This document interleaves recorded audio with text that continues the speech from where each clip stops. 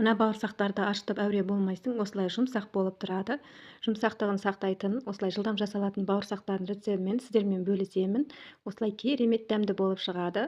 Ал ендеше рецептімізді бастаймыз. Ыдысымызға айранымызды құйып аламыз. Және де бір дана жұмыртқа қосамыз. Кішкене ғана сұйық май қосамыз. Және де дәміне қарай ас тұзын қалауларыңыз бойынша бір ас қасықпен қант қосамыз. Барлығын венчиктің көмегімен араластырамыз. Және де електен өткізілген ұнымызды саламыз. Шай қасықпенен қамыр қопсытқышын қосып, венчикпен араластырамыз.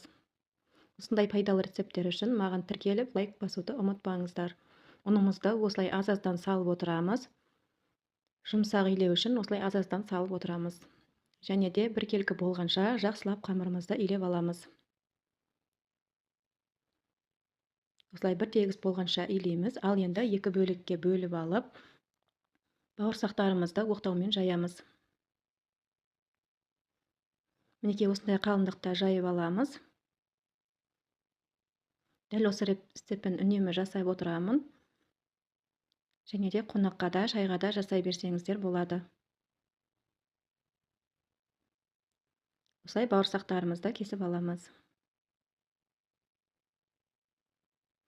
Ал енді ыдысымызға майымызды құйып қыздырып аламыз. Қызып тұрған майымызда бауырсақтарды пісіреміз. Мінекей осылай томпиып шығатын болады. Дәмі де өте тамаша болып шығады.